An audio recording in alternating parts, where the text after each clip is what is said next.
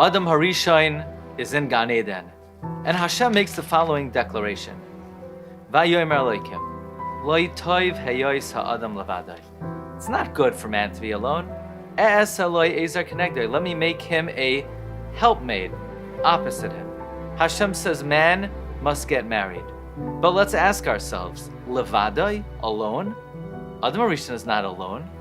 Actually, Adam Harishon is in the company of myriads of heavenly angels. The Gemara in Sanhedrin says on Daf Nun Tes, Adam Harishon haya mesav. Adam Harishon was reclining.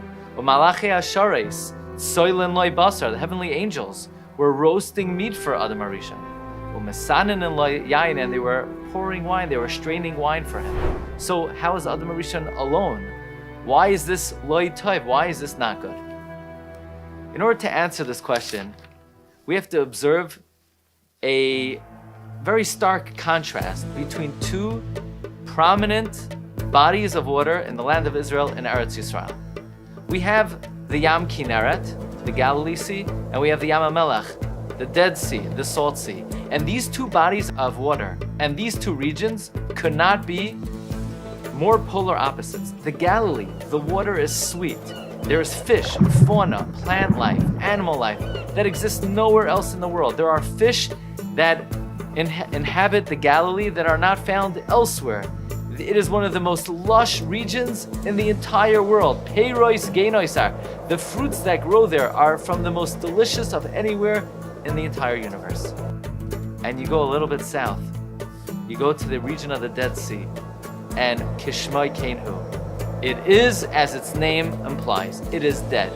There is no plant, there is no animal. Scientists debate whether an amoeba, a bacteria, could survive in the Dead Sea. And yet, they're all fed from the same body of water, from the Yarden, from the Jordan River. How could it be that in the north, this is one of the most lush areas in the world, and in the south, it's dead? Rabbi Yaakov Glatstein explains that in this world, there are two states. There's a state of giving and there's a state of taking. In a state of giving, there's life, there's vitality, there is energy. In a state of merely taking, then life cannot thrive, life cannot exist. You see, in the area of the Kinneret receives the water of the Yarden, of the Jordan River. But then after it receives it, it becomes a giver and it sends it off to head south. And therefore, in the region of the Kinneret, there is life, there is vitality. A little bit south is the Dead Sea. The reason why the area is dead is because the Dead Sea receives the water of the Jordan, but it does not continue to give. And where all there is receiving and no giving, then life cannot thrive.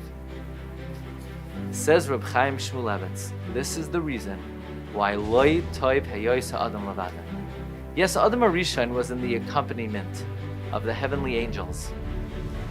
And there is so much the angels could do for Adam, but nothing that Adam could do for the angels. And in that sense, Adam Harishon is very alone. If Adam can only take and he cannot give, then Loi Toiv, that is not good. That will not allow for life to thrive. What an important message to a chassan and kala, to a groom and a bride. One's home, the Jewish home, always has to be bayis neman bi Yisrael, a Jewish home in the Jewish people, a house of giving, a house of illuminating, a house of nesina. Where there's giving, there is life. In the introduction to the Sefer Nefesh HaChaim, the sons of Reb Chaim Volozhiner write that their father would always tell them, Ki zeh kol ha'adam. This is the entirety of man. Lo la'atzmai nivra. Man was not created for himself. Rak lahoyel la'achrini b'chama de'efshar. But rather, to help others as much as possible. This is the foundation of the Jewish home. When the Jewish home is built upon this principle, it is a home of life, it is a home of vitality, it is a bayis ne'eman bi Yisrael. Wishing everyone a wonderful week.